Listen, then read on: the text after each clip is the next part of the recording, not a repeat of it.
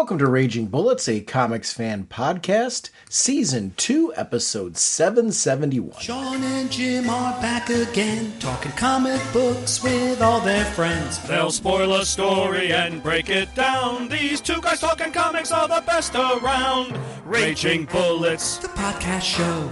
Raging Bullets, The podcast show. Welcome to Raging Bullets. I'm Sean Whalen, drnorge. I'm joined as always by my co-host Jim, the sensei of the whatnot, the Duke of the Sultan of Strategery, the Minister of More Gooder, the star of the hit crossover series Sensei and Forget-Me-Not, soon to be collected in Marvel's new life-size prestige format, and of course the elder statesman of the podcast, Segulin. How's it going, eh? Jim, on this episode, we're going to be doing part 2 of our look at X-Manhunt. We're going to be covering issues Storm number 6, X-Men 13, and X-Factor number 8, which is actually the Legacy 300, so a special anniversary issue. We are sponsored, as always, by DCB Service and InStockTrades.com. Mr. Segulin, what's going on over at DCBService.com? Well, remember, DCBS is not just a great place to get some awesome deals on comics. They've got apparel, they've got statues, they've got action figures, they've got various games, and you name it, in the different comic geeky kind of mindset that we all love, they have it for you. So thank you, DCBS.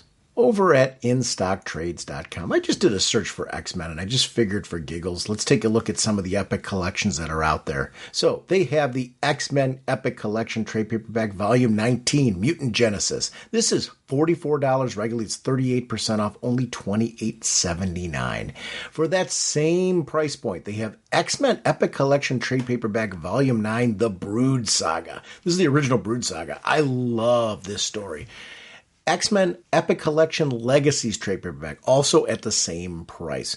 This is a great chance if you want to collect some of these stories into collected editions to take advantage of the great price point for the Epic collections. I want to thank DCB Service at InStockTrades.com for continuing to support our show. Mr. Segulin, what kind of a podcast are we? Raging Bullets is a spoiler podcast. We go in-depth into plotline, story twists, and whatnot of the comics we're discussing on today's show. So if you haven't read the books, you may want to come back later so you can better enjoy the show.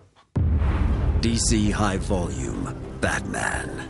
The Dark Knight's definitive DC Comics stories. Adapted directly for audio for the very first time.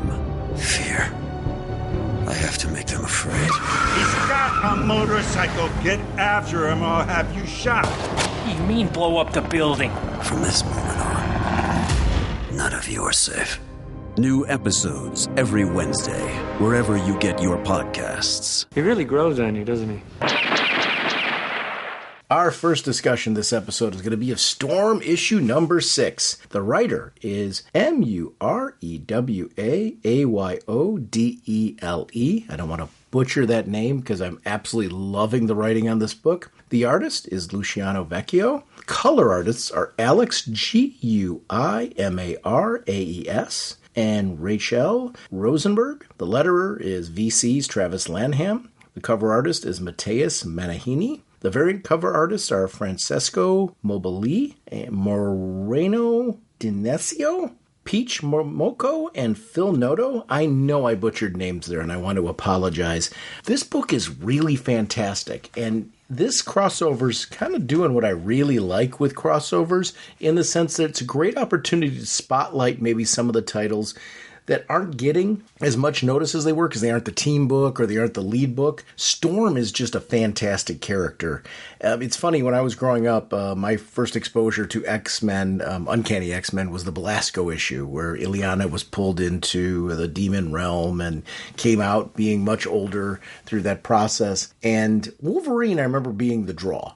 At the time, it was just, it was very new to that character. I was of that age where, that character was just... Schnick. Yeah, yep. That's exactly right. So I loved the whole team. I loved the whole concept of the team. Nightcrawler was really colorful, and there was the cover. That cover with the hand of Belasco really drew me into the whole thing. So I was very, very into Uncanny X-Men from that Singleton issue. I remember I liked Storm as a leader. I thought it was interesting. We have this female leader, which was not something I was used to seeing on superhero teams. And I found myself liking her. If you had asked me, is she somebody like, would you eventually vote for Wolverine being leader or Cyclops coming back? I would have been in that camp until I remember the issue where Storm and Cyclops fought. And I'm like, wait a minute. I'm rooting for Storm here, which is where I started seeing, a shift in my thinking that I think was just organic along the way because of great writing, that I became really invested in her as a character. Flash forward to now where we've got this book and we've got a Storm who's continued to evolve. This is a character who over time, we talk so much about progression of characters. Storm is a character who's had a lot of progression, but none of the progressions ignored her rich history, who she was, the Storm Goddess and all those type of pieces, and still that kid that was the thief and all those pieces that kind of make Storm who she is something that I think has been enveloped into this really, really cool book. That's kind of my history with Storm and where I'm at with Storm right now. I'm digging this book. What about you? What's your history with Storm? Where are you at with this character? Well, again, Uncanny X-Men, of course. But it was funny because I've said on the show multiple times that when I was younger, I was an idiot when it came to female superheroes. I wouldn't follow or read a superhero book if the female was the lead just because it was a female superhero. Yes, I was an idiot. I admit that. Storm is one of those interesting situations because I started having a really good turnaround with her at the issue where the depowered Storm beat Scott to be the leader of the X-Men. Such a good issue. And I remember very vividly reading that issue going, oh, this character's kind of cool. And that was like the beginning of the eye opener for me, towards with her as the leader, her running the X-Men, and just who she was. And then because before this, I'll be honest with you, I thought her powers were cool, but she wasn't anything that I was like, oh my God, this is great. I was like you, I was a Wolvie guy. I was reading the Wolvie solo series. I was, when that came out, I jumped on that thing. Anything that had Wolverine Kitty Pryde, I love that miniseries. Anything that has Wolvie in it, I was reading it. I wouldn't say the same thing about Storm. But again, that issue with her depowered, taking Scott down was such a great story and made her look like a really cool badass that I was like, I'm curious about her. And I've always kind of had just keeping an eye on her, seeing what she's doing. And we go to the present day. It's funny because I knew she was an Avenger, but I didn't know she had her solo series. And I may have mentioned this last time. I'm not sure. You did. But I did. Okay. So I picked up the Storm stuff through the app to get ready for this. So going into, getting ready for Talk Manhunt, I didn't know there was a solo series. I picked it up and I read it and I was like, oh, this is awesome. This is great. I was loving it because one, it keeps a lot of that coolness that I liked about Storm, but also takes her up to this Omega level power. And I'm like, we've got a goddess kind of power set going on here. And I loved just seeing Storm really, as you said before, evolve. And just the development of this character, who she is, but she still had her core. She still has that coolness that we saw back in Uncanny X-Men all those years ago when she was depowered and she took down Scott, to be the leader of the X-Men and continually prove that she doesn't need her powers to lead the X-Men. I thought that was a neat that we still maintain that cool factor behind Storm, but we're adding to it with all this power and the tech she's got available to her. Did you read back in the day? You mentioned the Kitty Pryde and Wolverine miniseries, the Wolverine miniseries, that were in there. Did you read the Storm and Illyana miniseries, the Magic one, the very first one? Because that was very good. It's one actually you might want to seek out on the app. That was the story of what happened during those years where Illyana was trapped in the underworld. Oh, nice. So it was. I read that, and I think that was part of another one of the series that kind of got me into Storm more. It was because I was really fascinated by that whole story. She's a very, very cool character. This book in particular, when you flip the page and you start taking a look at how the story's kicking off, this is a gorgeous book. I just really like the art. We get to see Storm. She's putting on her armor. And Charles is narrating, and he's like, they will send men after me, very bad men. They will be armed to the teeth with weapons made to hurt me. and I would deserve it. I broke out of prison, Aurora. And I love how it's this, her getting ready for battle, kind of setting up. And I just love the whole battle look of Storm. There's just something just really impressive about that. It's funny, for me, she was Wonder Woman before Wonder Woman, if that makes any sense. I grew up with Wonder Woman. I grew up with the Linda Carter Wonder Woman. I grew up with the Wonder Woman that was on Justice League before Perez took over. I didn't look at her as a warrior in the same way I did Storm, if I'm making any sense at all. Then Perez's book hit, and he got there's kind of like that reboot and reimagining of the character, and I got a greater... It was really the first time I was reading Wonder Woman solo for a long period of time. So seeing Storm battle up like this, it's something that I just got really used to her being that character who would do it's not, I'm sitting here going, Storm with an arsenal? That's so out of character. Nope, this is very Storm. Yeah. And I really enjoy that part. There's something about this artwork that is really inviting, and this idea of this living space of Storms, and just how vast it is, and how much she's got at her disposal. She and Charles now are on a very different level. They're on this, Charles obviously has always been, he is the alpha, and, he's kind of the leader and those pieces.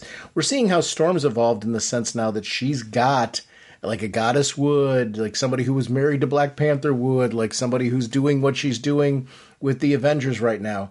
She's got this craft that has this wonderful, living space inside of it, and she's being the host. But they're having this very, very feeling out conversation where there's definitely love and affection there between the two of them, but there's also this sense of time has passed. A lot has happened between the two of them. And, in this situation, Storm's kind of feeling out Charles and saying, listen, I called the Avengers. And Charles is calling her out saying, I know you didn't. And I loved that bit between the two of them where she's trying to toe the line of, I am an Avenger, and I'm in a position of respect. And yet I've also got this affection and affinity for you, and I'm trying to balance those pieces because you saved me. I'll tell you, one of the things I loved about that, well, first off, you mentioned the artwork is beautiful. Mm-hmm. It's beautiful and powerful. Yes. This is a great balance of that, because you've got where it's the Storm Sanctuary, but it can also be Thundercloud, and you get that really cool image of the energy that this is a formidable battle station on top of a sanctuary for creatures and great and small. But also, I loved just they were communicating as equals. Yeah. And I think that for me was the neat stuff, because you talk about where she says, I called the Avengers and this, and then she lays out why she had to do that. But you see them, she's just preparing. And I love where she finally goes back, Charles, you don't understand. 95% of the people who escape in your situation die. I'm preparing for you your last meal. And I love just that level of where she's at with him, where it's two equals talking. He wasn't talking down to her. She wasn't trying to talk down to him. They were on the same level. And I think that, for me, is a really neat place, because there was never a moment in time when it feels stretched, faked, or anything. It 100% felt like this was two people just having a conversation, two equals having a conversation. And I think that, for me, was the coolness of these 2 pages, and just the comfort they had with each other. And as they're getting ready for the battle, just those moments. This for me was like the calm before the storm. Pardon the storm. Pardon the pun. hard not to drop that when it comes to Storm, isn't it? Yeah. It's interesting when she's talking about what's going on here, because she's also referring to the fact that there's no more resurrections anymore. That was a thing for a while there. The dead stay dead. So if I were you, I would get to talking. Why have you really come here? And he's basically sitting there saying, I want to raise the dead one final time. We're seeing here for the first time Charles admitting his endgame. And really with Aurora, this is the first time he's admitted it, right? We've seen him in the previous issues of this be manipulative and using, being an opportunist in order to get himself into the position he's at. I feel this is the first time where we're seeing him drop the mask relax, and be Charles. It's funny, we read Secret Wars very recently where we got to see Charles' relationship with Aurora there, where he was taking the lead. He had to be the field leader. And this is a very different conversation between the two, and the level of respect is years later. They've been through a lot since then. And it's interesting to see the difference. It's the fun part about doing stories that take place in different eras. This is an example of progression. This conversation is. It's something we like so much when we talk about the Bat Family, when we've seen the evolution of them and how we get to see them have this level of conversation. Much more familiar when you see it with the X-Men. You don't see it very often with Storm and Charles. And I really like how this piece is playing out. So then we flash over to San Francisco, and are you familiar with Maggot? Not really. I was trying to, again, I've started reading the Storm issues, so I've got like 5 issues of Storm read. So I'm like, that's all my experience I have with Maggot at all. Yeah. So I don't know him too well. Yeah, and that's the interesting piece with him is he's a character that came in during, again, another one of the relaunches in the series where he was created, and I've always liked the character. He's another one that I think over time I've started to become like, I'm like, oh, Maggot, that's cool that he's in this, and digging what they're doing with him right now. His relationship with Storm in this is really good. It's interesting to see, and that's important thing with a solo book. You need to have a supporting cast. You need to have other people that are in there besides just Storm. Otherwise, the book's going to get boring pretty darn fast. Yeah. So Maggot being a part of this, I think, is a great addition to it. Seeing her, Charles, and Maggot together, this is a pretty impressive squad. Yeah. And I'll tell you, I loved when the X-Men showed up. I did too. That, for me, is a brilliant look. Again, I talk about the power of the page flip. You got the bottom of the one page is the portal's opening. You flip the page, and there's the team standing there, ready to rock. And again, it was a cool moment between Storm and Scott. Mm-hmm. It was like, hey, we're taking them with them. No, you're not. We don't back down. I understand. Give it your all, brother. That for me, that was a great moment. You got the close up of the 2 eyes. You got Cyclops' eye, and then you got the Storm with her energy, the lightning going through there. I thought that for me was just a really cool, okay, it's about to get real now. It's about to, they're about to open up. We're about to see an X fight. I really like the swagger of Scott's team. The reason being, we've got 2 X-Men books. You've got Uncanny and you've got X-Men. They feel very different from each other in all the right ways, and a lot of it has to do with the leader. And it's something, Uncanny X-Men feels like the Uncanny X-Men I grew up with, if that makes any sense, in all the right ways. It doesn't feel like a rehash or a redo. I don't mean it that way. What it means is there is just that flavor that I always liked in Claremont's books. It sounds like I'm knocking Scott's team. I'm not. I actually applaud the ability to make these books. McKay's doing a great job on that book with developing this team as more of a squad, more of Scott's leadership style, and what that team looks like when they're following with the Cyclops. Yeah. And it's something that I think really stands out. I love the choice of the team. Magic and Juggernaut together seems to be, who thought that those two would be the buddy, cop situation that I wanted out of this. But it's really, really working for me. I really like the lineup. I mean, it's an interesting sort of lineup and does not feel like, hey, we've recreated the same squad that we've got over in Uncanny just with different players, just to have another X book, if that makes sense. Yeah. These books were strategically put together by teams who understand how to make them unique and different. Whether or not they're all going to work in this process, I'm enjoying the variety for myself because I feel like each one of them has a reason to be there versus like, oh man, I'm reading this book and it's a trudge. And none of them feel like that. Yeah. But these 2 teams, these are the flagships, right? It's going to be X-Men and Uncanny that are the 2 flagships. I know that sounds like I'm knocking Exceptional down. Exceptional's different. And we'll talk about that when we get to talk about Exceptional. I really love Exceptional, but these 2 are the flagship team books that are in there. Yes. You think back to probably 90s or, when they had all those multiple X books out there and they had the Uncanny and another X book. They had two X-Men teams, Alpha and the A and B teams that they had out there. And, and I remember when I was reading that, I thought it was cool because, one, I got more X books to read. That's always a plus.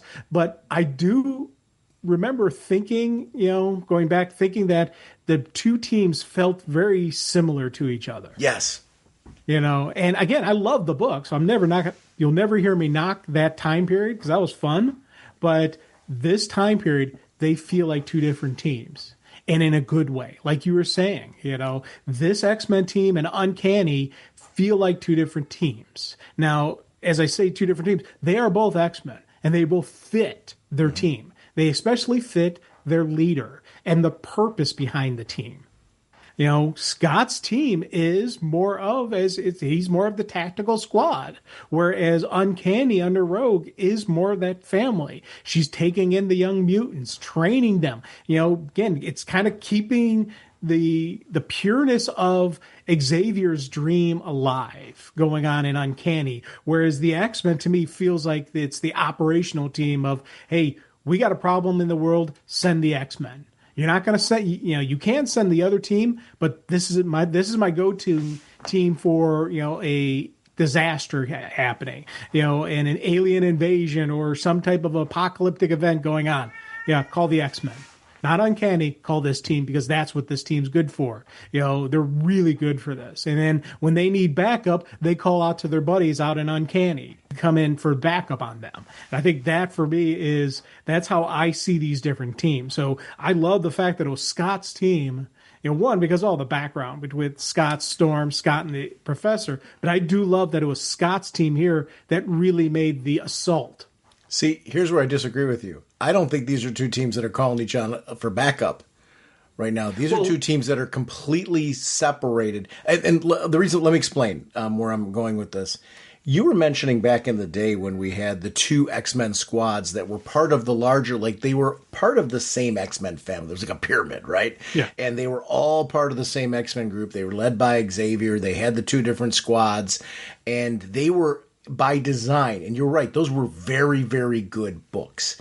And even though the squads felt similar to each other in their design, it was because this was a cohesive unit that was there, and it worked. That was the time, it was the status quo of the team, and you wanted to see that put together. So it made a lot of sense. This is different because this is a fractured group of mutants. Yes, they're both X-Men teams, and I do think in danger, let me correct some of what I'm saying here. If they were in dire danger, yes, they would reach out to each other for backup. I agree with you on that point.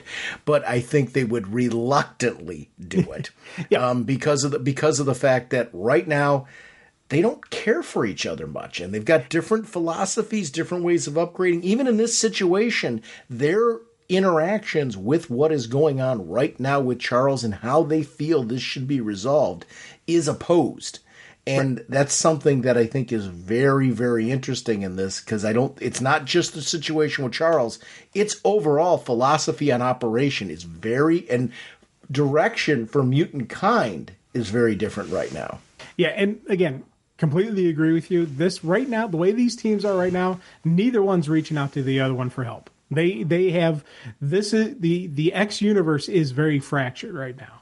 I'm thinking down the future, down the line, issue 30, issue 40, of the series, you'll get a moment when their backs up against the wall, they call for backup, and as soon as they do, a portal opens up and they show up saying, "All right, hey, we may not like these guys, but you throw down with them, you throw down with all of us." And you had that, that moment of the X universe coming together. Right now, it's fractured. 100% agree with you. I'm just talking in my head, the storyline down the line. I think we're going to see a moment where the X family comes together. The assault on the mansion, when that was happening, there was a little bit of, them backing each other to a certain extent during that whole piece.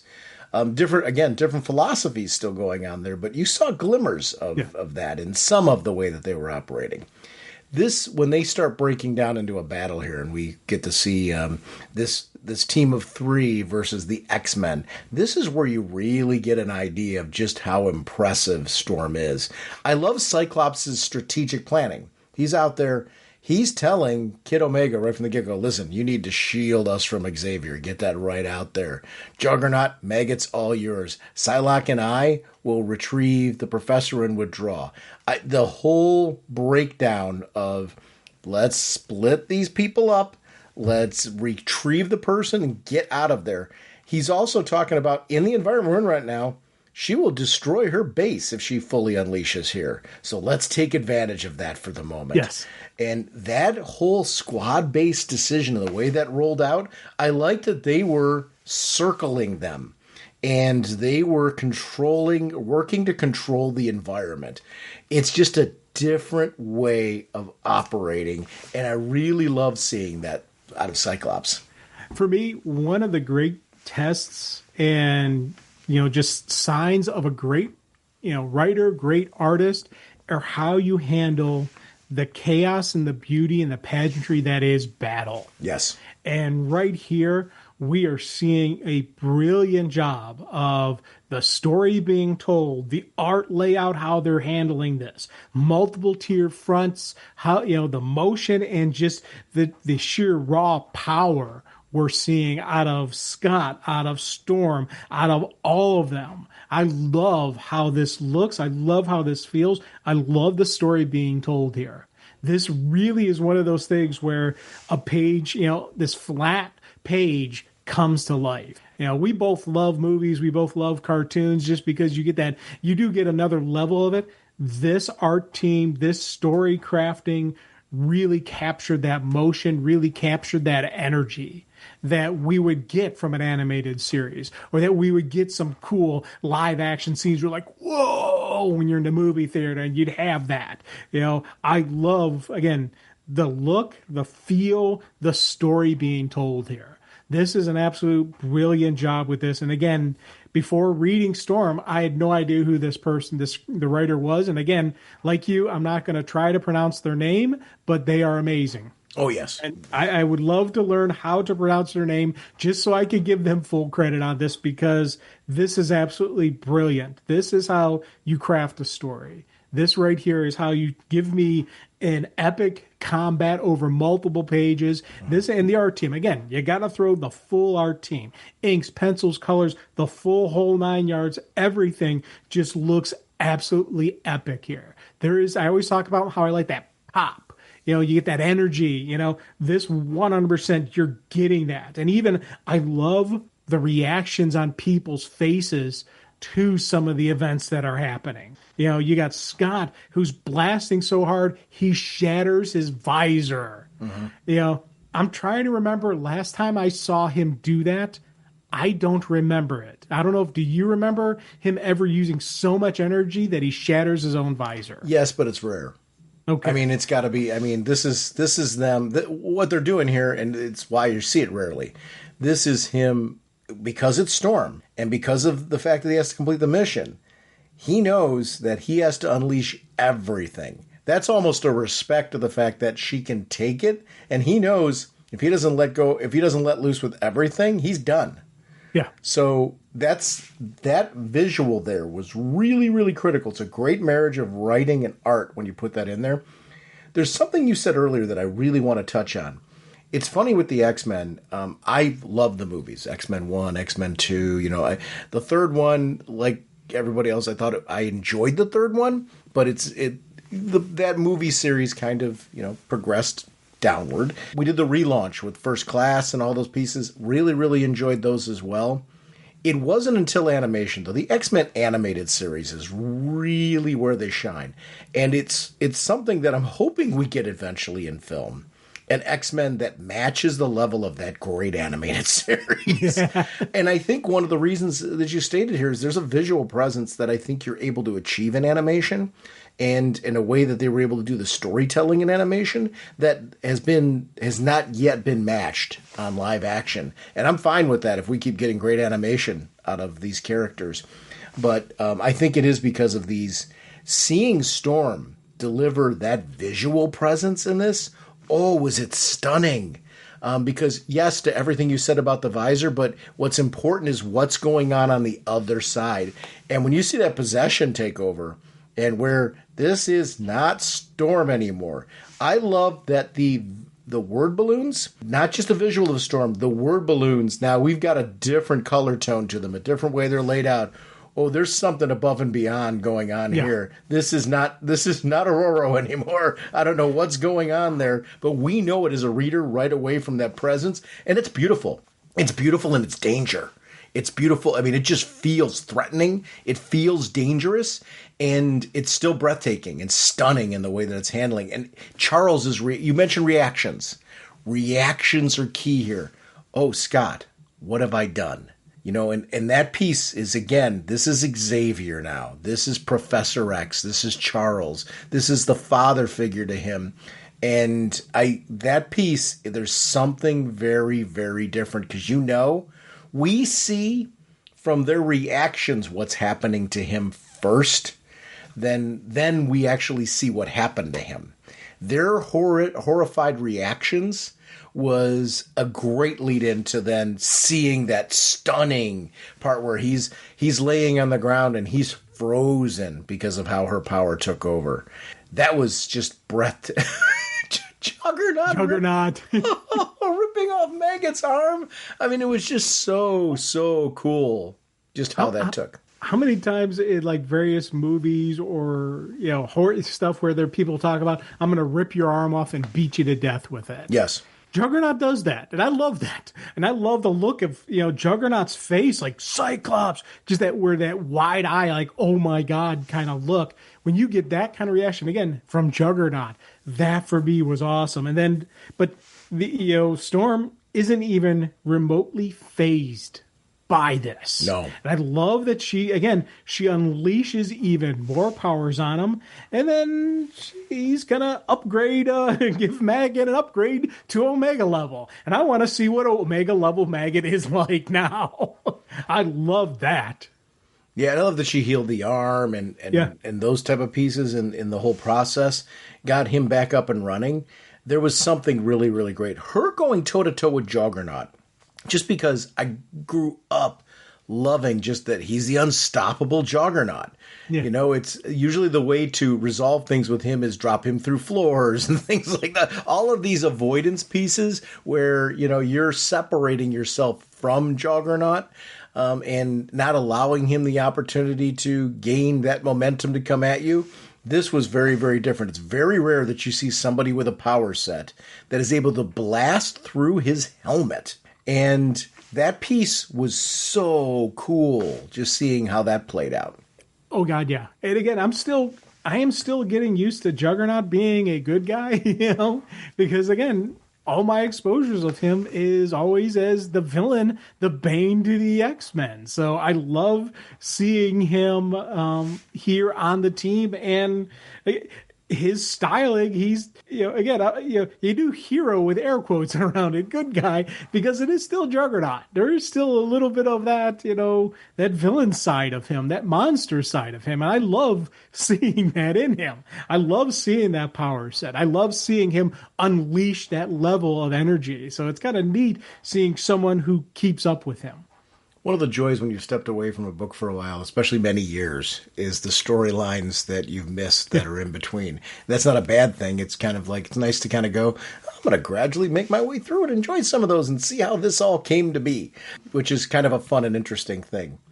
Psylocke, what is your history with her as a character? And the complication. Well, oh God, yeah. See, with me and her time with Excalibur, when it first came out, I was reading her in on that team, and there's periodic stories like that. So with who Psylocke is, this Psylocke, I'll be honest with you, I don't know if this is the same Psylocke I was reading before. It's complicated because there's two. There's Psylocke and there's Betsy Braddock now. Betsy Braddock is Captain Britain now. So it's an interesting sort of relationship here, whereas we read at one point in time when they made Psylocke Ninja Psylocke, when she came back and became Ninja Psylocke, that is two separate people now. Okay. Very, very complicated. I think if I was trying to explain it right now, I would do a horrid job at the moment, but so we've got, this is Psylocke here right now. This is not Betsy. Right. So we will see Betsy in this story arc and the crossover. But there are two differences between the two. I like Ninja Psylocke. I do. And I like Betsy. There's things between the two. And it's funny, your reference to Excalibur, Betsy is kind of more Excalibur Betsy now. Yes. So there's your recollection and history of them is kind of accurate. I liked when she became the ninja though in the X-Men. I think it was just kind of a cool era. You were reading then, right? When she I read her as a ninja. Yeah. That may have been near the end of my reading, to be honest. Oh, okay. I think. Because I don't remember reading. I remember reading a little bit of her and going, "Oh, she's kind of wicked. That's kind of neat." But that may have been near when I stopped reading X's and started, because remember, in college, there was a period where I stopped reading altogether. Then I got back into it, and when I got back into it, I got back more into DC because my buddy Joe was a big DC guy and he was letting me borrow books and, and hey, I think you would like this. Hey, Superman, right? Yeah. And then, Superman, but also Green Lantern Mosaic, Right. He was like, I think you'd like John Stewart. And he was 100% correct. I love John Stewart, still do to this day. But so that is, but when I shifted, I stopped reading X books. And I started going into DC. And there was a period, I do remember reading some of Psylocke, and there was a Captain America period where I was reading some of Cap, and that ended and I slowly transitioned from Marvel into DC full time. And the only thing I was reading was DC. So this is really my homecoming back into, Marvel reading. And I'm trying to get caught up. And there's so many different stuff I got to read, that I got to get caught up on. So there's a lot of cool stories. I've got a lot of stuff ahead of me. So it's again, this is a good time for me. This is a good time for me to just go back and I'm reading some of the older stuff. I'm trying to keep caught up with the current stuff. So there is a balancing act of me trying to, I need more time in the day, Sean, is what I need. I need the days to be like 36 hours per day, not 24. It's this pesky work stuff. If Yes. that wasn't in the way, we could just read all day long. If I could read all day long, I'd be golden. Yeah. It's the story of my life. Before it was school. now it's work. All that stuff gets in the way of being able to stay caught up with all these, not just the current comic stories, but the classics. No, it's funny with, as we're going into this and they pull in the Beast into the story. Yeah. I completely forgot Beast was on this team. I didn't notice that he wasn't in with the group until just now when they're like, Beast, or, have you found it? Where they're reaching out the Beast. Again, great planning on their part. They do this big frontal assault, drawing the thing. Meanwhile, they send the Beast in to sneak in like the sideways, sneak in the back door to try to disable the systems. I thought that for me, again, was absolutely brilliant. I loved this layout. I love that Charles knew. Yeah. Charles was ready for it. Yes. Because him standing there in the background's only because of the familiarity. And I like that they're reaching out, Beast, Beast, Beast. Yeah. And they're getting no response. That was a great ending to the issue, just because of just knowing where this book was going to go. That part was really, really cool. Leading us into X-Men, it was actually a great segue into the X-Men title. This leads us into our next discussion, X-Men number 13. The writer is Jed MacKay, inkers by Sean Parson, pencils by Nitho Diaz, colorist is FERSIFUENTES-SUJO. I have no idea how I'm going to pronounce that, so I'm spelling out because I do not want to insult that person. Letters, VC's Clayton Cowles. Cover arts by Ryan Stegman and Marte Garcia. Variant covers by EJIKURE, Peach Monoko, and Phil Noto. Yeah, and I find myself nowadays, I wish there was a pronunciation key.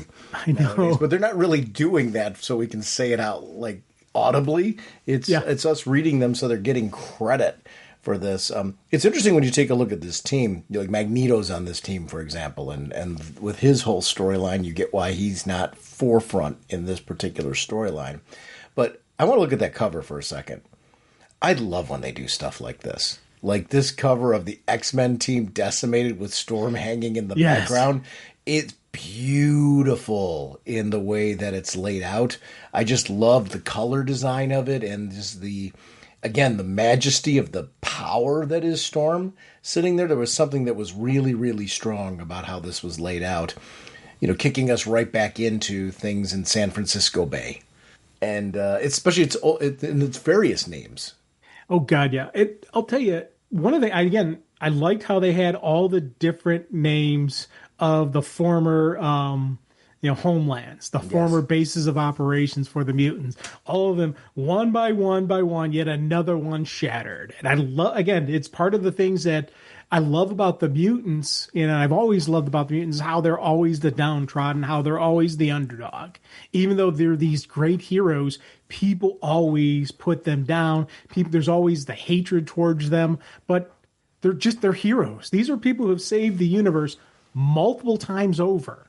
They cheer and lavate for the Avengers and for the Fantastic Four, but the X-Men, they're like, oh no, these evil, dirty mutants. I always love when we get they show that it's who they are and what they're about, and I love that they still, no matter what, they push through. That's that true hero moment. I've joked on the show before that if I was a mutant in this universe, I would have been Brotherhood of Evil Mutants. I would have been with Magneto, just because I would have been so sick of the human race putting me down just because I was a mutant. But I love that our heroes never give up. Well, and it's interesting on this one, it's whose side should you be on? Yeah. Because Psylocke is having some real strong issues with what happened here because of her history with Xavier, because of what's happened so recently. But I love that she's sitting here. She's like, I don't know, but San Francisco is suffering from Xavier's psychic bleed. In her wisdom, Storm has flown in a mega psychic contagion over a densely populated area. That part where she's, you're sitting there going, ugh. I'm going to be honest with you. When I was reading Storm's book, I was Team Xavier and Storm all the way. The kickoff of this, I'm like, ooh, hold on a second. Maybe I shouldn't be. Yep. And I like that. I like when stories are complicated. It really is. What's your relationship right now? It's complicated. It's so that way with this book and the way that it's written. And I'm cheering kind of for both sides as they're going along, because I say that, but we're flipping the page, and in the Thundercloud, Storm's mobile base, where we've got Beast and Xavier, I'm digging what he's doing. Yeah. I won't lie. I shouldn't be. I should be like Beast, go over, turn around and smack him. But I'm loving what he's doing, and I'm loving the impending battle that's coming between him and Quentin. And it's something that I'm super excited about. You want to know the funny thing, with this one, I agree with you. I'm angry at Charles, but I'm not angry at Charles. It's one of those weird things. I don't know. Yeah, I can't bring myself to call him the villain, even though he's done horrific stuff. I still can't do it because it's the Professor. And I still lean on to my childhood when he was this hope for the mutant kind and all that. But this, lead up to this fight between Quentin and Xavier, it reminded me of the discussion you and I had about Doom and Reed Richards as who's smarter.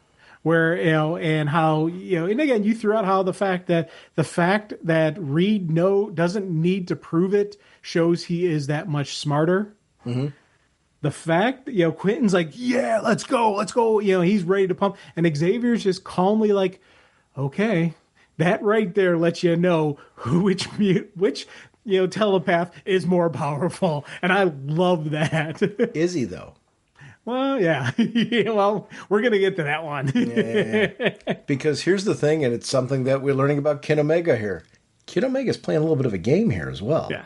Kid Omega's letting him think what he's trying to. And I actually really like these intelligent twists and turns that you're going through, because they're both playing with each other. And it's something I think only when you really write these mutant psychics the right way and tell these kind of stories, you get this edge to them with these battles that I think are just outstanding. This is hard to do because these are battles of the mind. What's kicking off here is going to be really good. But we got to flash quickly to what was going on with Juggernaut and his lashing back out, saying, to Storm, You think you're tough? I got beat up by Kurt Marco. What my dad did to me, like, you can't replicate that. So bring it on. That's Juggernaut. That is Juggernaut, the unstoppable Juggernaut. And I love that it's not his suit, it's not all those pieces. It is the man underneath.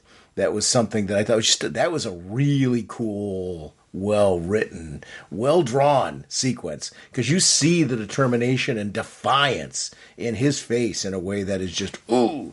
So I want to see that animated, with that type of flair to it. And you add to it the fact that his helmet's now broken. Yes. And you've got that. I loved this because we talk a lot of times about doing facial expressions when someone has a helmet or a mask. And this for me was, one, it gave a great way for us to see his face so they could do the reaction.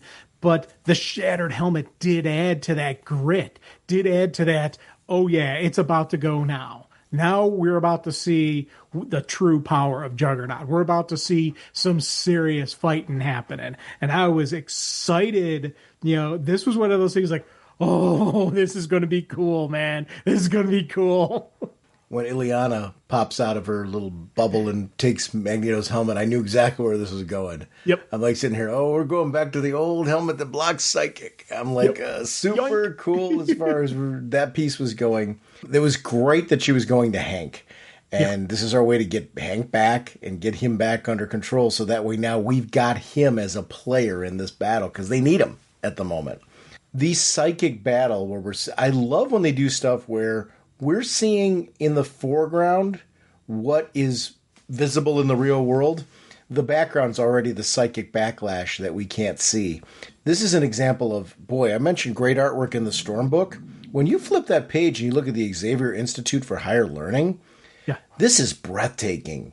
The way that they're conveying that sense of, I'm in a spooky place. Being inside the mind and circling through these things where we've got multiple Xaviers that are sitting there, and Quentin is being forced into Charles' realm.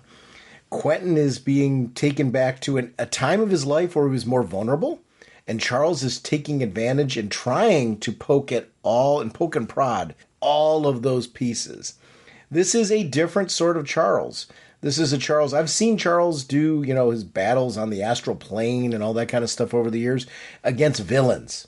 Seeing him go up against so ruthlessly one of his own is something that it's almost onslaught level on what he's doing. And I really liked seeing this battle play out as he's talking about experience being the thing that drives as a differentiator when your power levels are the same.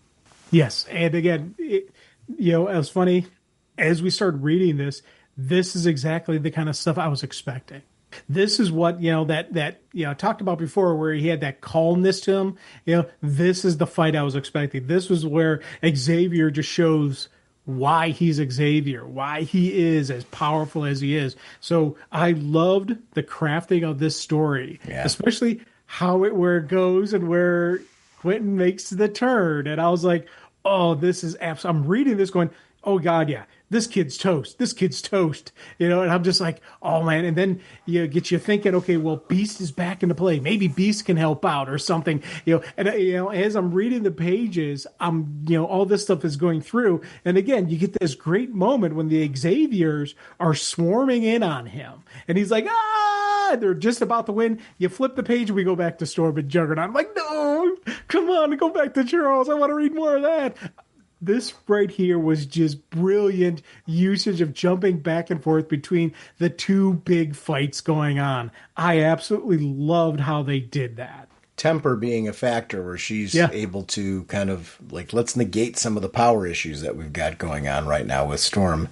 But Storm being able to have out these powerful kind of swords that she's using that are a part of her possessed evolution that we've got going on here. I do love when we see Magic kind of sitting there going, oh, you got swords? I love swords. And the battle going there, she's reminding Juggernaut, hey, you can just kind of manifest your armor again, You don't have to stay that way. That part was really great. Added a little bit of humor. And it's the buddy aspect of these two that I did not realize I wanted to see so bad in the next book, was seeing those two team up.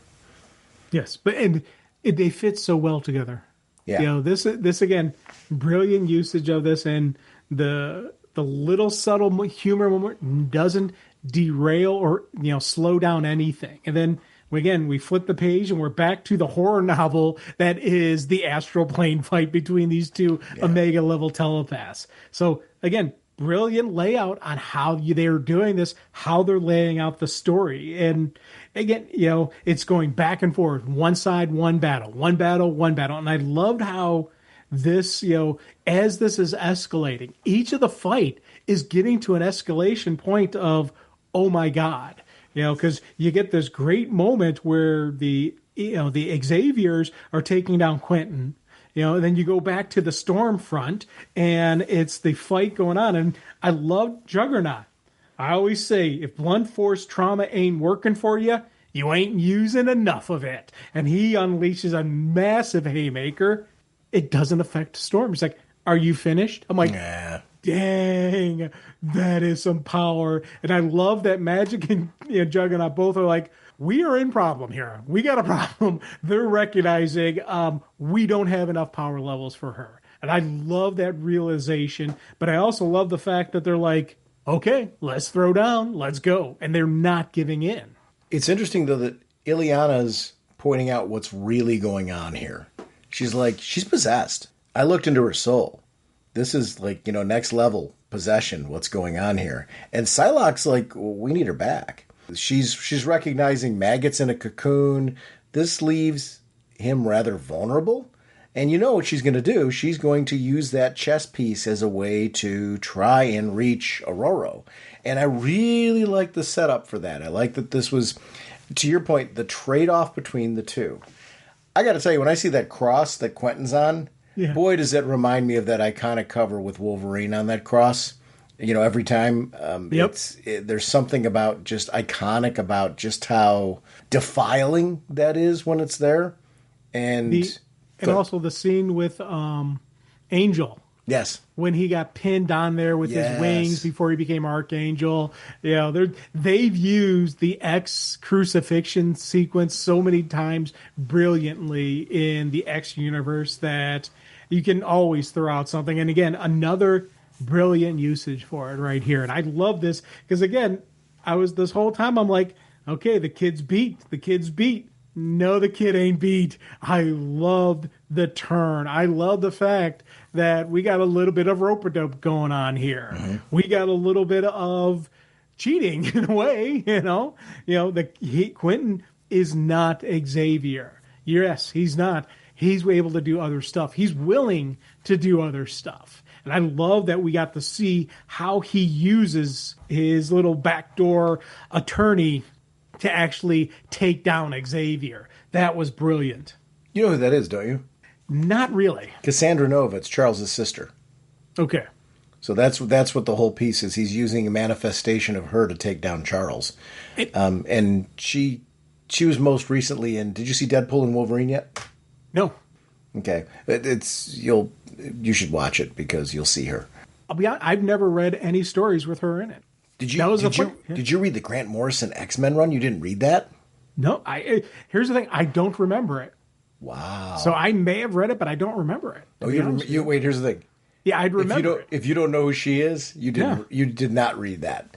Yeah. That was so with the sequence, again, I knew that was her sister because they say it in the sister. Hello, hello, Charles. Hello, brother. I'm like, okay, that's got to be the sister. But I had no idea any of the story that happened between them. But again, I didn't need to know that to realize what he was doing and how he was using this against Charles and how he was taking down Charles. And again, it's a nice little, kind of dirty pool, however you want to word it. I love this. This was absolutely brilliant. And I loved how it showed his face. And, initially he's all beaten and, and then as the page is going on, he's like, yeah, let me tell you about my attorney. And then you get the page, and the next page, you get that look in that kid's eyes, and then she shows up, and she's doing all types of freaky stuff to Charles.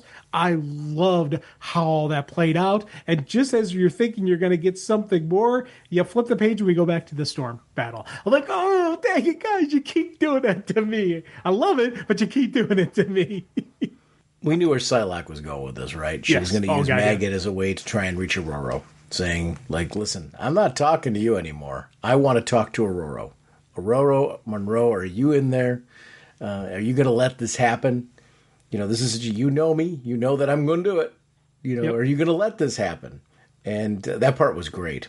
Then going back to the battle and seeing that what Quentin was doing, Quentin won. I like that Quentin, like, had taken the he was in the lead in this battle. Beast shows up, and it gives plenty of time for him to throw Magneto's helmet on Charles and to put him out, which is good not just for them, it's good for the whole San Francisco area, because Charles is not the San Francisco treat. I mean, he's been much of a problem with that psychic bleed over. That part was really great. I liked the whole dirty trick. Now, question for you, because here's something I was wondering. Was this their plan all along? They knew, because Charles knew that Beast was going after the reactor. Did they know that Charles would know? Did they throw Beast out there to pull Charles away from the storm battle? And then have Beast with the kid, to take down Charles and, capture Charles this way? Was this always their plan, or was this an X-Men improvisation? That's where I'm not 100% certain if this was the plan all along, or if this was just the X-Men being X-Men and improvising on the fly. What do you think? I think it was not the plan all along. I think that they had to improvise with what they were dealing with there. I think as a squad, they were able to come up with a plan relying on each other, knowing that, what they would be able to do. At least that's my thought, by the way. I'm not, saying that it's... Yeah, I think some of this is open to interpretation. And it's funny, I'm good with either way, that this was just because, again, part of the coolness of the X-Men are that they improvise on the fly. They 100% didn't know that Scott would get taken out the way Scott got taken out, but this is them reacting to the situation. It's part of what makes this team such a great team, that they're able to do this kind of stuff. The monster analogy, when Storm and Psylocke have that, the monster explanation, where Psylocke is like, we are just monsters. And I like how Storm's like looking back at her, just monsters. It's an interesting sort of piece with what happened with that battle. And just how both sides would be viewing each other after this. This is something that, as a family, which I'd consider the X-Men, that you have some trouble coming back from right now. It's there's going to be a recovery period that's needed from all of this, that I think is something that I'm looking forward to reading as we go forward with these characters, because some moments happen that you just can't easily take back. This was a tough one, and again, but here's the thing. I loved the notion between them at the end. Yeah. Storm does let them take Charles. She does let them, take him, and she's recognizing that they do kind of need to do this. So I like the fact that she was willing to back down from this and let them take away. And I also like the fact that the team's recognizing, we've got the opening, let's go now. Their mission wasn't to fight Storm. Their mission was to get Charles. Mission accomplished. They got him out. And I love that they blink, that they teleport back in, and they start immediately trying to rehook up with Scott to get the team together to come up with the next part of whatever plan they have. But because it's an X book, things always don't go as planned. I think one of the things we got to be clear on, though, Storm agreed to let them take Charles with certain considerations. Yeah. You don't take him back there. Yeah. You can take him, but you don't take him back there. And that's going to be the agreement there. And that distinction is really, really important, because we're left with the cliffhanger of X Factor showing on the scene, and they don't have the same feelings, perhaps, which is something that is very interesting. Yeah. All right, our next discussion is going to be of X Factor number 8, which is Legacy issue 300. So this is an anniversary issue. The writer is Mark Russell. The artist is Bob Quinn. Color artist is Jesus Aburtov. The letterer is Joe Carmagana from VC. The cover artists are Greg Land and Frank D'Armata. And not skipping over, the variant cover artists are Greg Land and Rachel Rosenberg and Phil Noto. And apologies for any name butchery that was in there. X Factor. So let's talk a little bit about X Factor, right? I mean, what an interesting and unique book X Factor has been throughout its rich history, starting off originally as being a vehicle to roll out the original X-Men team all the way back from the 60s, straight on through to just various incarnations. We just lost recently Peter David, the writer, and Peter David famously had a really amazing run on X Factor. So when we're looking at the legacy of X Factor and what this book has been and its various runs that have led to 300 issues of this book, it's a unique title. And certainly this title in particular fits into that mold as well. They do seem to be a team when they have handlers, it does not go well. And this is a team where having handlers is not making it go well for these team members. It's funny. I remember, when we first, had this relaunch and we were talking X Factor before, and I was like, I've read it, I think. I couldn't remember. So I went back into the, using the app to reread the original X Factor. I read all of that, and I'm like, how did I forget all this? And I'm going back through it. It was just a sheer joy in going back to reading the initial X Factor creation and the initial X Factor run when Jean comes back and all that brilliance how they told the story. I was like, oh my God, how did I forget all of this? Did you go back before and read the stuff that led to Jean being discovered, like the issues before X Factor? Oh yeah. And again, as I was reading it, I remembered going, I read this before. I remember that. I remember. And it was like, I don't know. I got memory issues all the time. So I forget a lot of stuff, and as I was rereading it, it brought back all those memories. I was like, oh my God, yeah, this is great. And so I have just been purely loving this X Factor relaunch or continuation of the adventures of X Factor, because this has really does have a very symbiotic feel to what it was originally. This is one of those things we're going back through, and again, I'm remembering the ups and the downs that the team had, and this team is having them now. It's not. I don't want anyone thinking, oh, Jim saying it's a complete No.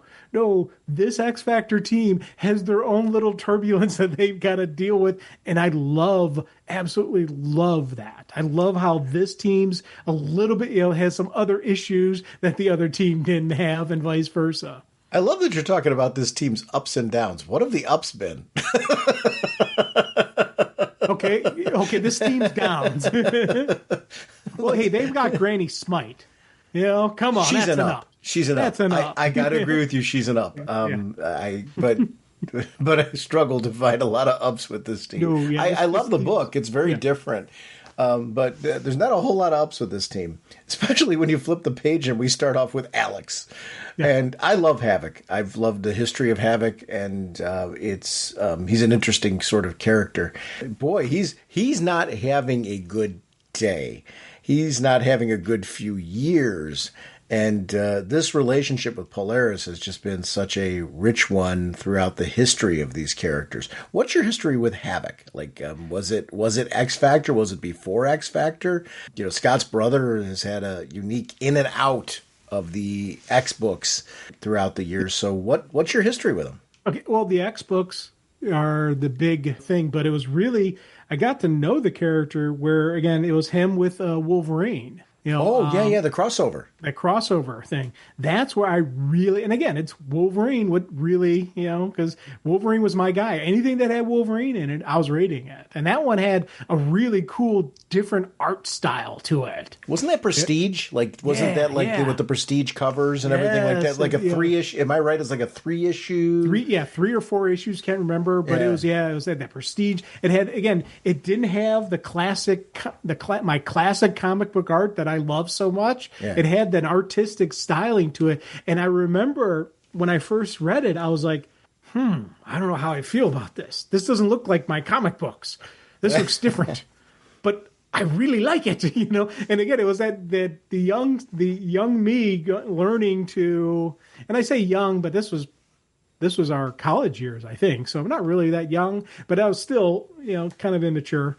But it was me just that development of the appreciation of other art styles. It was kind of the beginning phase of what I currently look at now, going, "Oh my God, that's brilliant! That's all unbelievable!" You know, it's, you know, but I do remember that as it initially threw me off, but I had to keep reading it. One, just because of there was Wolverine in it, but two, because there was something about it that I really enjoyed the story.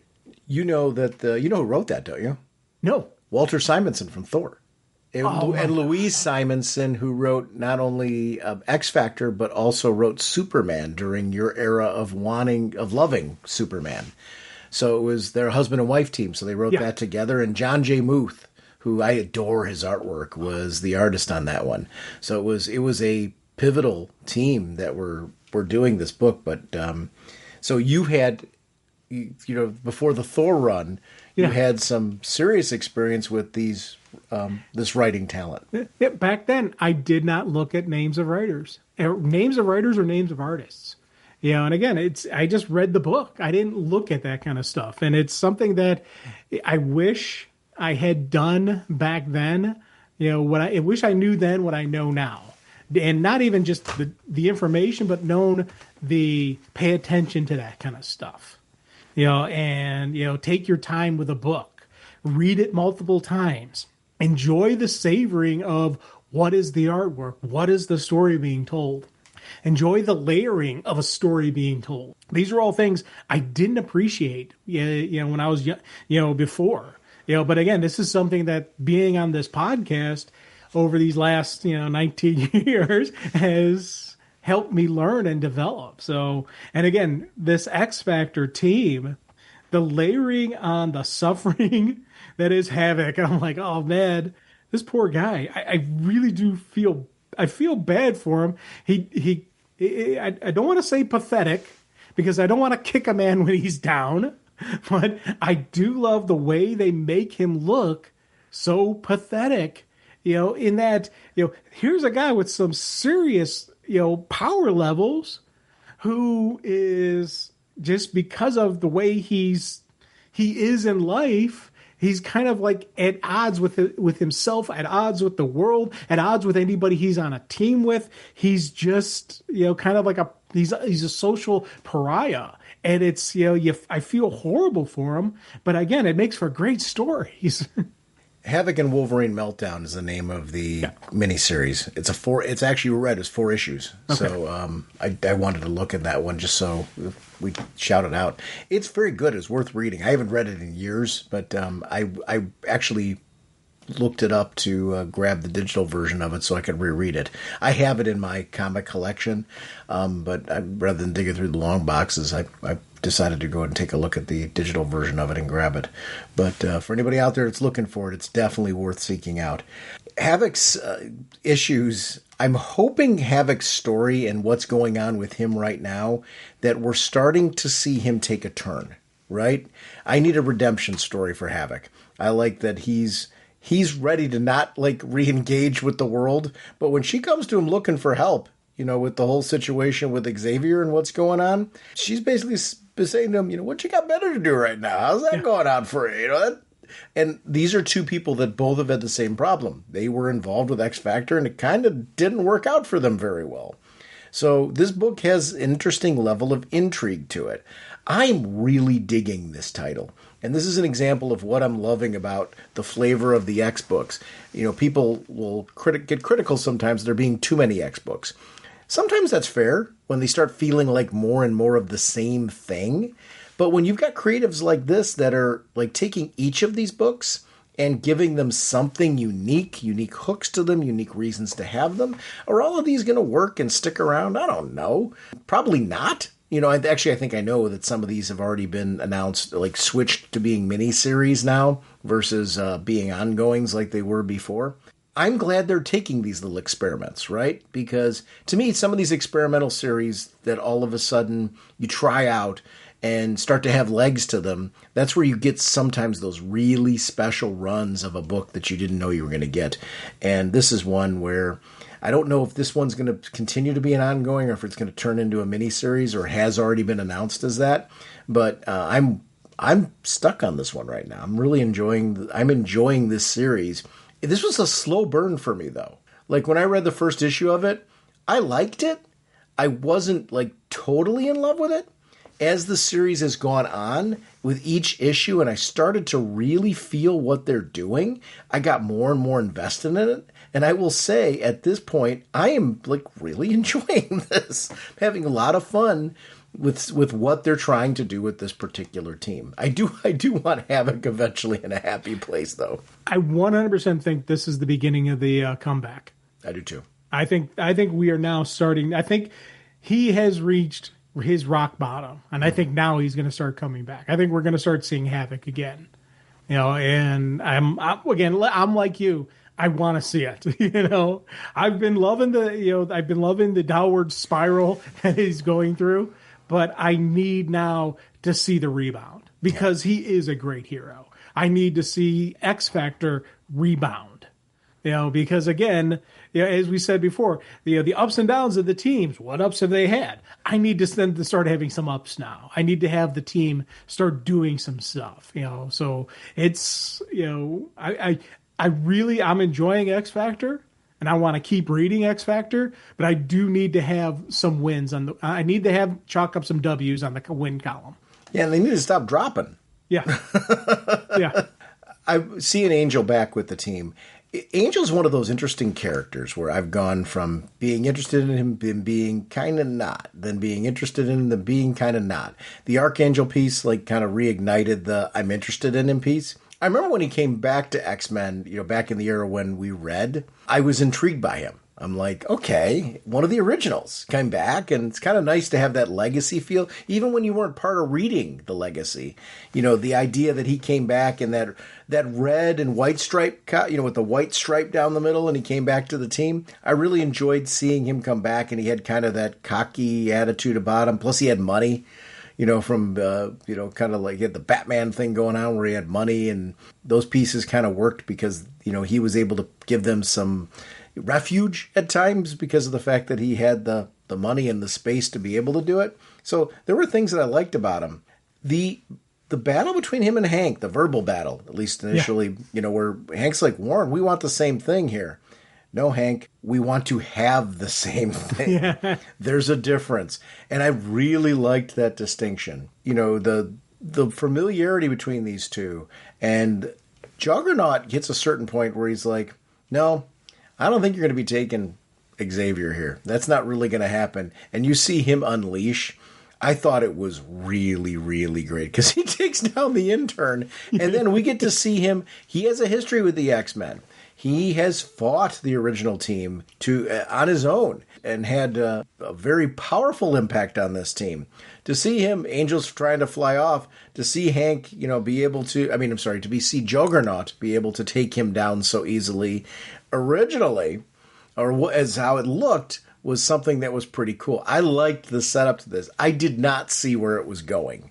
And I love when they do that. I feel like I should have seen where this was going, but I love that I didn't see where it was going. Oh, big time. Big time. I'm in the same boat as you were. I did not see it coming, but I loved, again, the layout of this.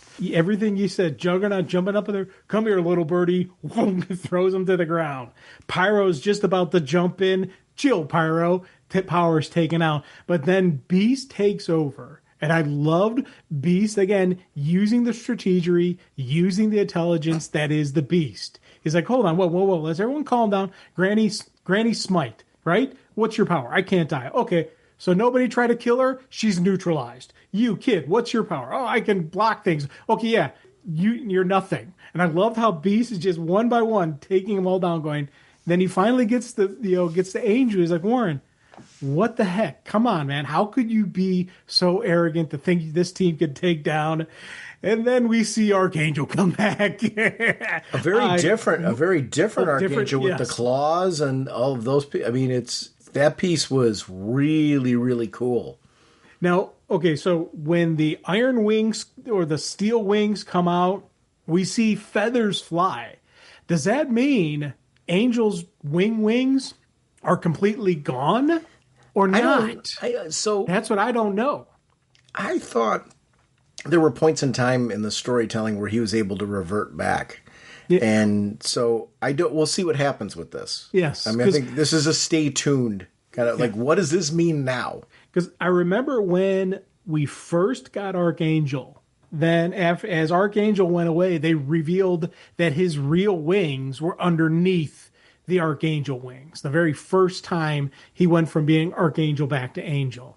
But then I don't remember reading anything beyond that where he could transform from feather to Archangel steel wings. And I don't know.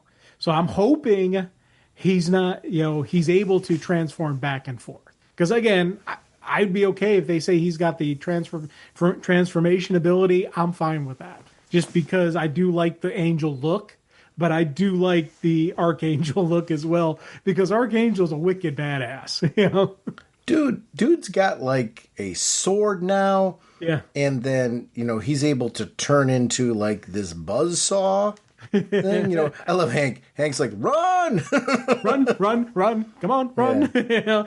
Again, it's little funny moments in this book. And I think that's something that X Factor is doing really well over all the other X books. Is how we said earlier, each of the X books needs to have their own groove to it. Yeah. X Factor has that humor side to it, and I like but it's not losing the energy. It's not losing the drama. And again, I say humor in that they've killed off people. So you can't say, that's funny, but they do have these little moments like this, if you're getting what I'm saying.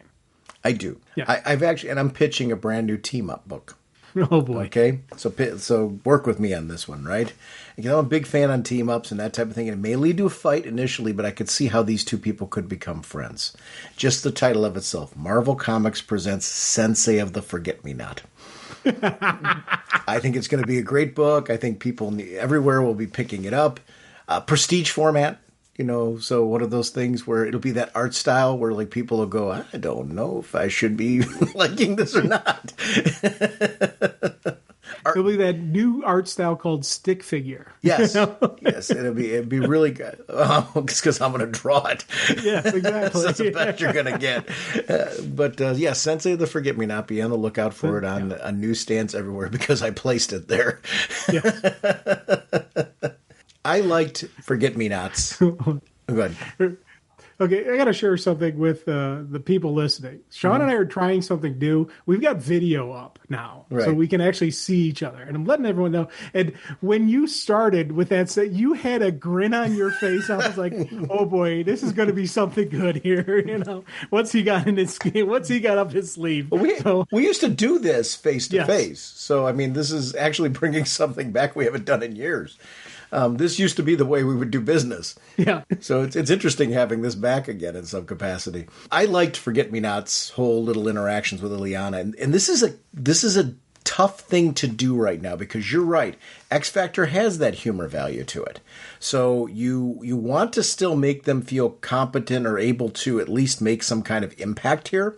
And I like when he pushes her in the portal. Like Quentin's like, who is that? I forget. And that was his own teammate who's saying, I forget. I loved everything about that story. They were able to, in this whole piece, neither team recognized that this opened a perfect doorway for Havoc and his amazing friend to escape with Charles. And I really liked how that piece played out. The conversation between the two of them starts setting Havoc on the path I think that you're talking about, where we're seeing him gradually get there. I like that it's not a light switch with him. We've got to see Havoc gradually build towards being the more confident character that he was before. That part was really awesome. Yeah.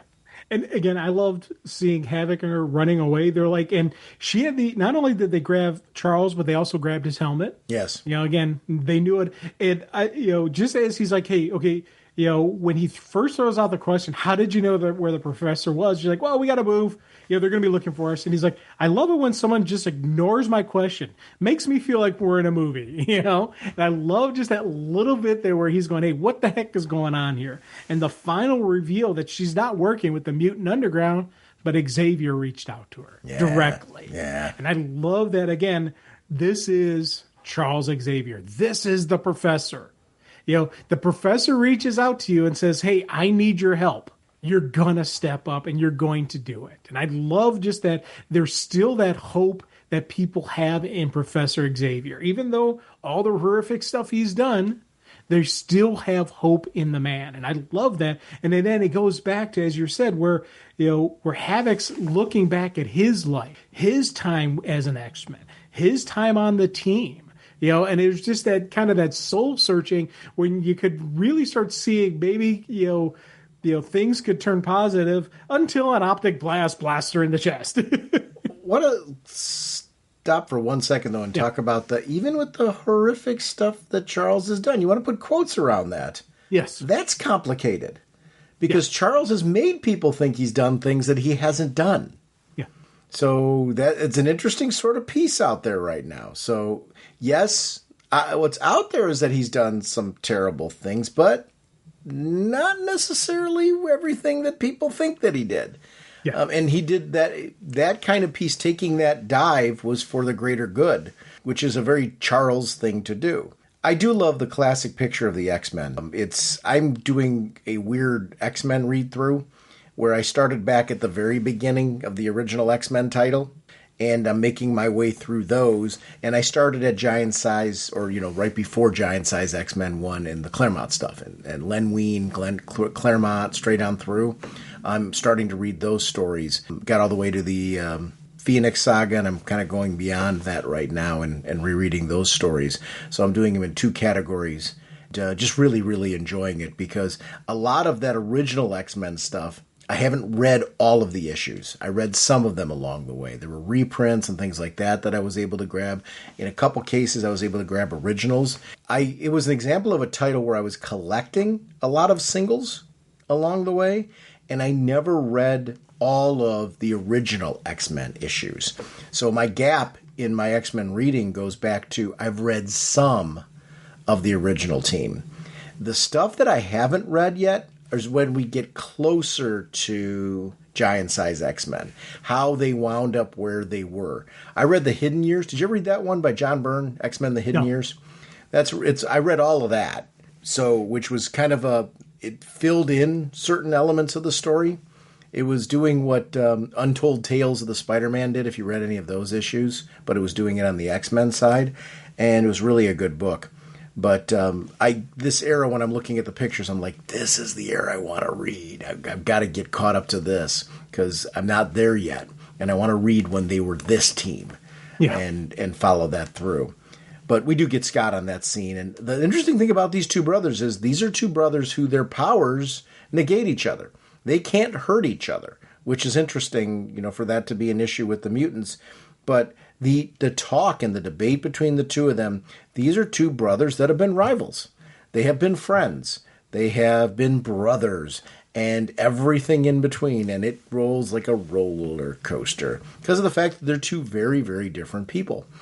And I love how this battle played out. I liked how Scott, my powers can't hurt you, but I can do other things. And I loved his strategic use.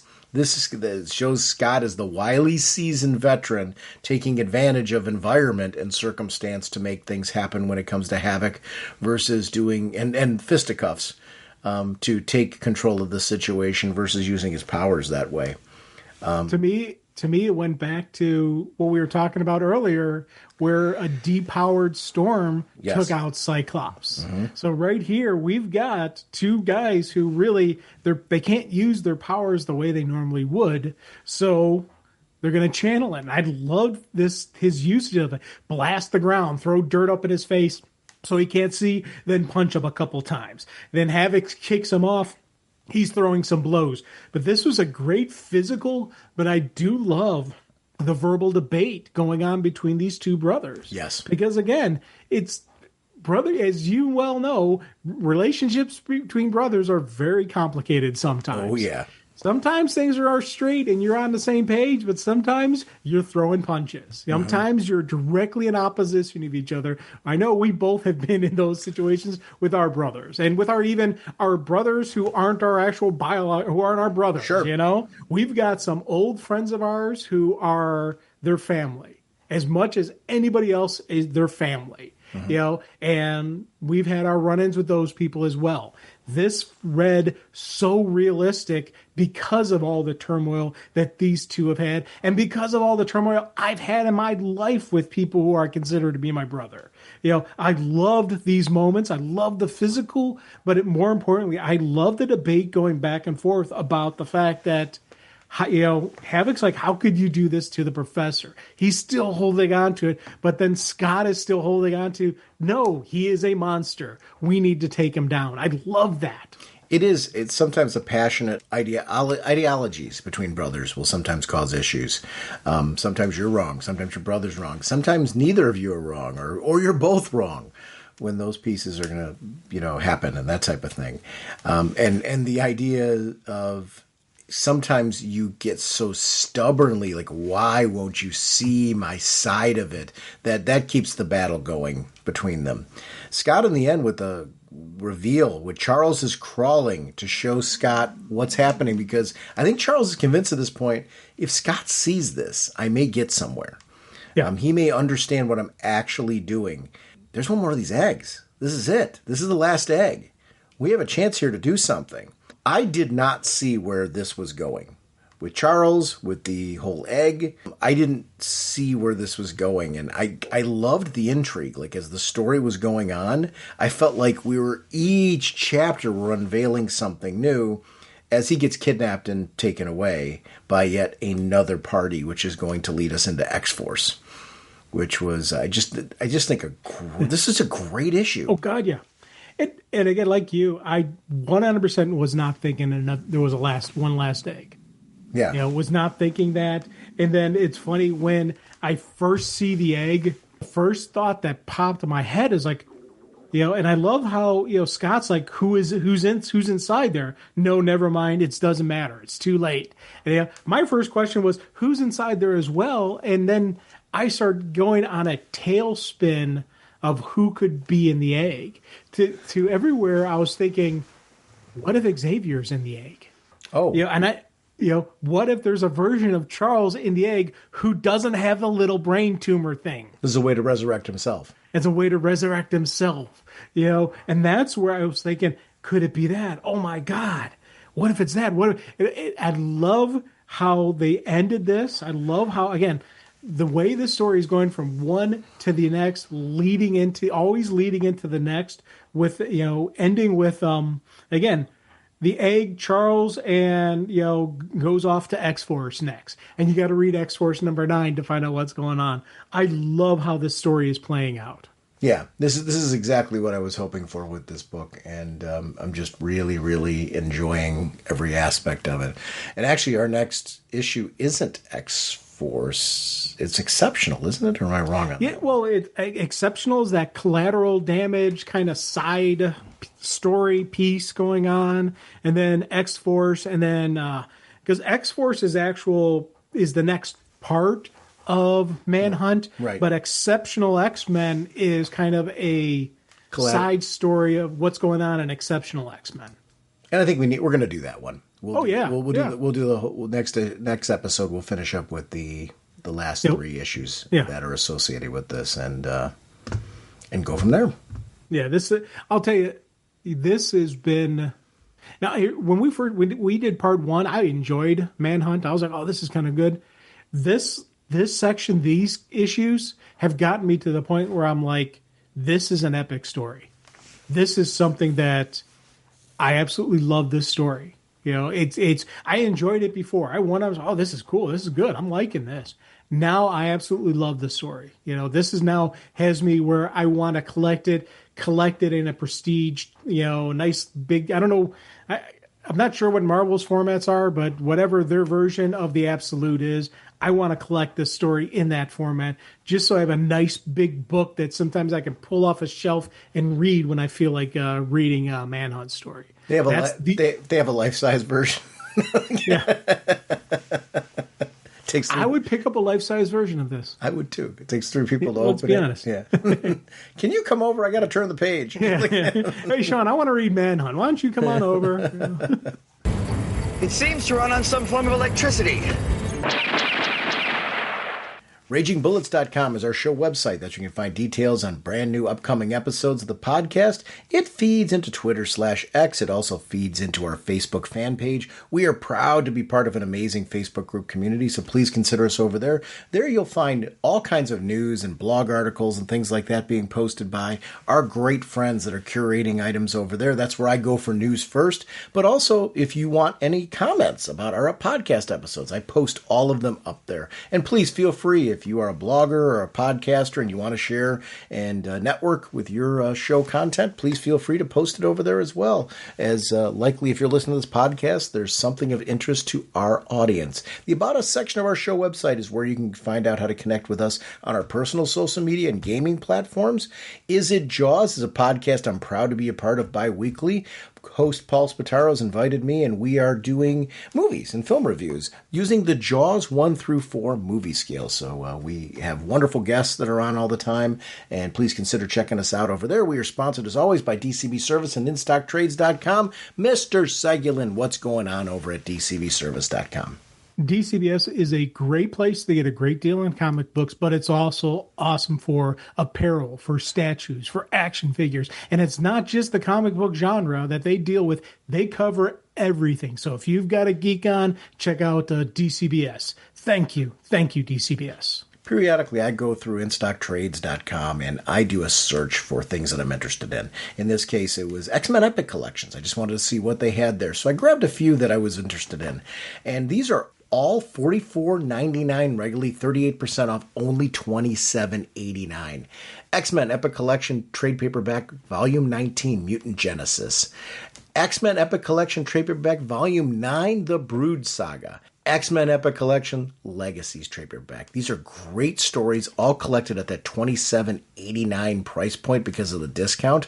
And I want to thank DCB Service and InStockTrades.com for continuing to support our show. Our next episode, Mr. Segner, we're back with Part 3, our final part of X-Manhunt. We will see you then. Hi. From the great outskirts of Cleveland to wherever you may roam, Sean and Jim thank you for listening to the Raging Bullets Podcast Show.